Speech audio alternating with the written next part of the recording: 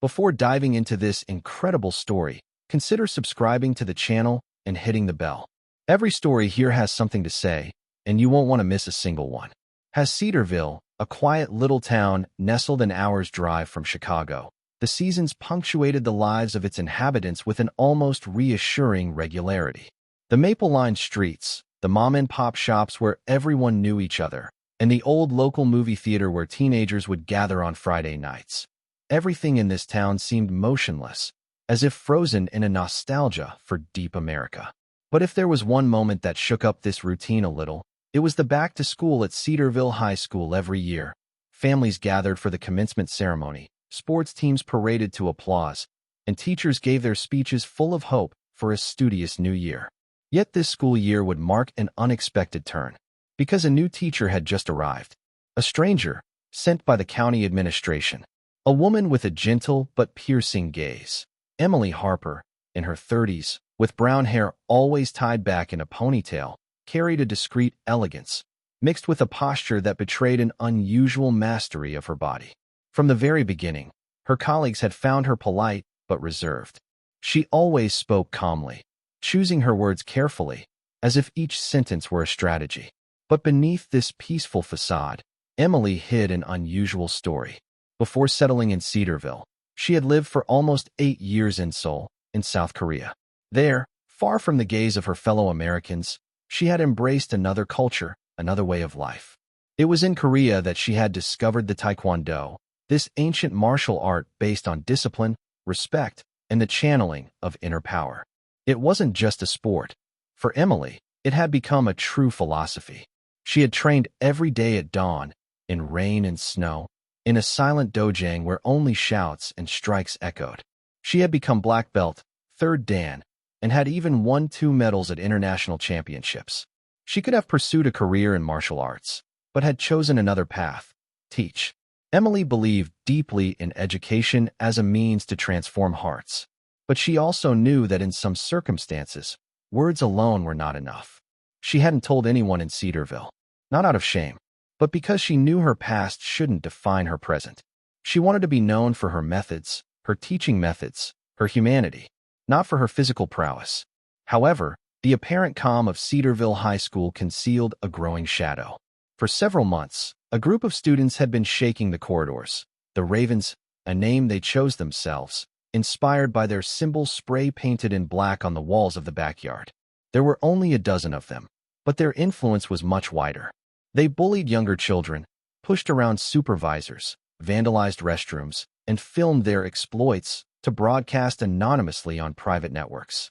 At the center of this spiral of violence, Tyler "Ty" Morgan, 17, the undisputed leader of the group. Tall, athletic, with icy blue eyes and a provocative smile, Ty was intelligent, but he used his quick wit to manipulate, threaten, and humiliate. The son of a former local football player turned alcoholic, Ty had grown up in a broken home, learning early on that strength was often the only voice others heard. The school administration, overwhelmed, had tried suspensions, mediations, and meetings with parents. In vain. The principal, Mr. Caldwell, a man worn out by 20 years of career, confided one day to one of his assistants.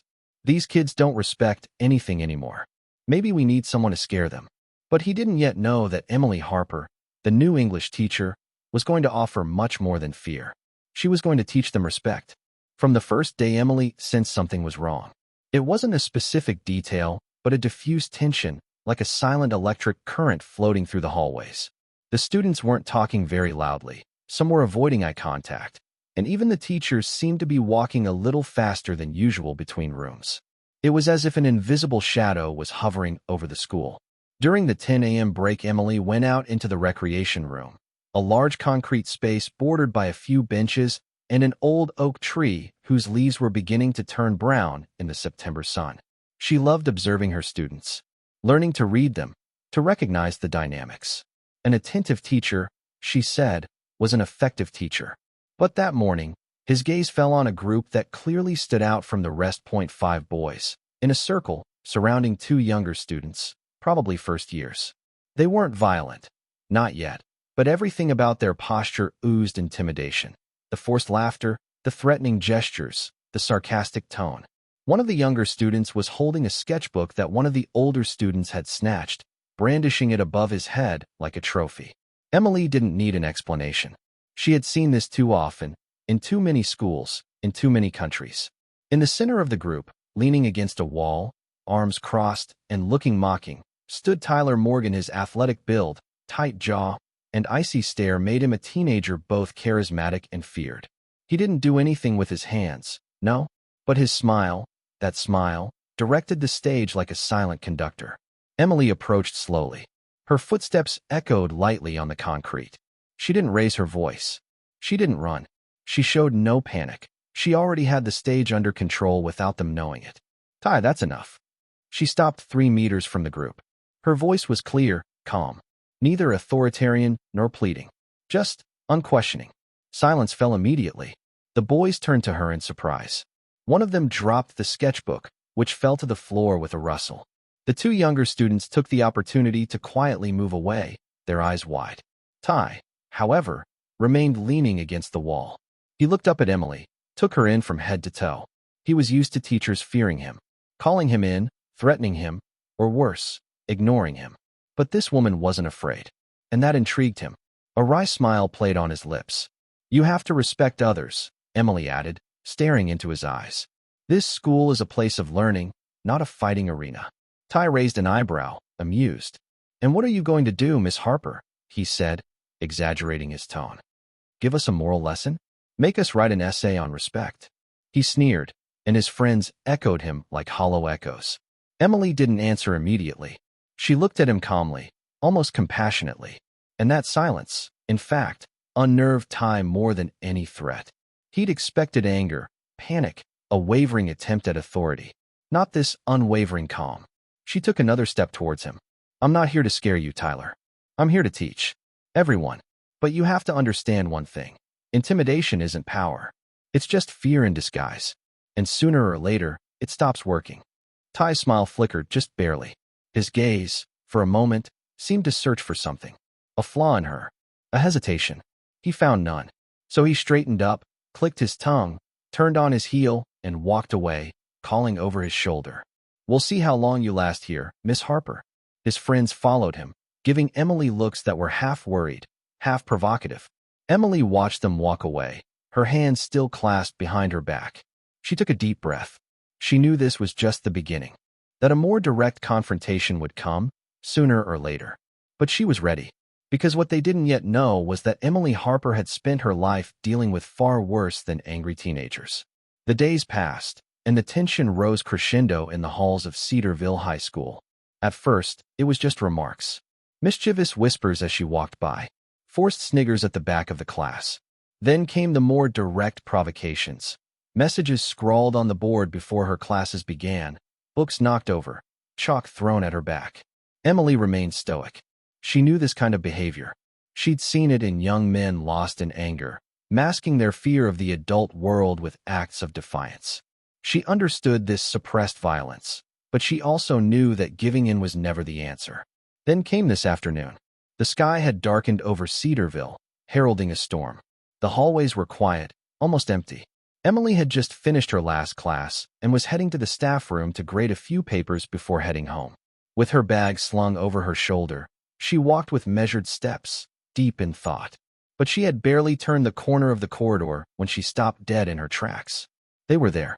Ty, surrounded by 4 ravens, formed a human barrier between her and the room. They stood relaxed, arms crossed or hands in their pockets. But their gazes were clear. This was not a game. This was a demonstration. A test. An open provocation. Are you lost, Miss Harper? Ty threw with a cold smile. This is the tough guy's corridor, not the poet's corridor. Emily watched them for a moment. She calmly placed her bag on the ground, her eyes scanning their young but already hardened faces. She saw the tension in their jaws, the defiance in their postures, but also a flicker of hesitation in their eyes. They hadn't expected her to confront them here. They thought they'd push her back, maybe even force her to leave for good. But Emily had spent years on the tatami mats of soul, learning that the real fight was not against others, but against oneself. She took a step forward, then another, slowly, deliberately. Do you think you scare me? She asked, her voice low but sharp. I've been watching you. You think you're strong because you scare others. But true strength is knowing how to control yourself. Protecting, not intimidating. Tai approached her, face to face, their gaze inches apart. And otherwise, he said, his eyes dark. What are you going to do? Call management. Emily took a deep breath, then suddenly adopted a familiar, anchored, solid posture. The Junbai Seogi, the preparation posture. Her feet firmly planted on the ground, her torso straight, her fists closed in front of her. The boys instinctively took a half step back. A heavy silence fell. Do you want to see what I can do? She whispered, without an ounce of threat in her voice, but with icy determination. What the fuck? One of the boys, Danny, tall but clumsy, who made the first move. Perhaps he thought he would grab her arm, or give her a slight nudge. But in one fraction of a second, Emily spun around, controlled her arm, unbalanced it, and brought it down cleanly to the ground, not roughly, but with impeccable efficiency. Two others rushed by reflex. Emily sidestepped, struck one in the shoulder to disable his attack, grabbed the other's arm, and bent it into a soft lock that immediately sent him sprawling to the ground, gasping. Tai stepped back, his eyes wide. What he had just seen was nothing like a street fight. It was fluid, controlled, surgically precise. She hadn't hurt her comrades. She had neutralized. And with every movement, she had shown absolute self-control. Emily sat up, leaving them on the ground, panting but unharmed. She turned to Tai, now standing alone. This high school will never be a place for unnecessary violence. His voice echoed through the hallway, calm, but deeply gravelly. I never want to see that kind of behavior again. Not here. Not while I'm here. Tai stood frozen. His fists were clenched, his breath coming out in short bursts. But he didn't move. Something inside him had just cracked. He had just discovered a strength he hadn't known existed. A silent strength. A strength that didn't need shouting or threats. Emily looked at him one last time, then picked up her bag and walked into the staff room. Behind her, the Ravens remained motionless, plunged into a heavy silence, unable to comprehend what had just happened, but certain of one thing. Miss Harper was not your average teacher.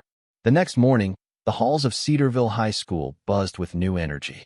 The news had spread like wildfire, spread by word of mouth, exaggerated by some, distorted by others, but the essence remained the same.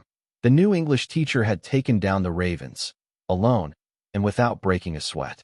The students, usually fearful or resigned, now looked at Emily Harper with different eyes. Some watched her silently, fascinated. Others smiled at her respectfully. Even the teachers in the staff room couldn't believe it. Did she really do that? Asked Mr. Langston, the science teacher, sipping his coffee. But she's a poet, not a ninja. Maybe she's both, replied the director with a wry smile of admiration. Anyway, I've never seen the Ravens so quiet. But it is you, Morgan, the self-proclaimed leader of the Ravens, who was the most upset. He walked the halls with a somber look, his hands in his pockets, avoiding his classmates' questions. It wasn't humiliation that was troubling him. It was incomprehension. He couldn't get the image of Emily Harper out of his head, standing tall and calm, her gaze deeply fixed on his. She hadn't screamed. She hadn't trembled. She had been presents. Solid. Unshakable. And most importantly, she hadn't hurt them. She could have. He was sure of it. But she had simply stopped them. That day, at the end of class, as the last students were leaving the building, Tai lingered near the literature room. The light was still on. He knocked gently on the open door. Emily looked up from her desk. She saw him, uncomfortable, shoulders hunched, hands clasped behind his back like a child caught in the act. Miss Harper, he began, his voice lower than usual. I didn't know you could do that. What you did yesterday. She didn't answer right away. She just looked at him without judging him. Then, slowly, she stood up. You know, Tai, what I do isn't to show that I'm strong. She approached, without any threat, simply human. True strength is the strength you learn to control. It's being able to strike, and choosing not to. That's what Taekwondo taught me. Tai looked at her, confused. Why didn't you hurt us? You could have. Because that's not what you needed to learn. What you needed was to understand your limits. And to see that there are other paths than the one of fear. He nodded slowly, thoughtful. For the first time in a long time, someone had confronted him without crushing him. Someone had seen him without running away. Someone had offered him another way. The following weeks marked a transformation. Emily proposed, in a spirit of openness, self-defense workshops, on Wednesday afternoon. The class was voluntary, free, and open to all. To his surprise, Ty was one of the first to sign up. Then came Danny, Malik, and even 2 students from the drama club. It wasn't a combat class. It was a space of trust. Emily didn't just teach techniques. She taught how to breathe, how to center yourself, how to say no firmly, how to get up when you fall, how to look at others not as enemies, but as mirrors. In the locker room, between 2 sessions, Ty confided one day to Danny, I've never had so much respect for an adult. She makes you feel like you're capable of more. Yeah, Danny said, adjusting his wrist guard. She kicks your ass with a smile. That's new. As the months passed, the Ravens changed. Their jokes became less cruel. They began to help some students. One day, Ty even intervened to stop an altercation in the playground. The transformation wasn't magical nor instantaneous, but it was real. The climate of the high school changed. The students' laughter could once again be heard in the hallways. The staff, once on the defensive, could breathe easier. And at parent-teacher meetings, several families came to thank the administration for the school's new atmosphere. As for Emily Harper, she remained true to herself, calm, upright, discreet. She refused local interviews. She never spoke about what had happened that day. She preferred let her actions speak for her. But in the hearts of the students, and especially in that of Ty Morgan, she had left a deep imprint. Not just that of a fighter, but that of a woman who had been able to overcome fear without ever raising his voice. And there it was, his greatest victory.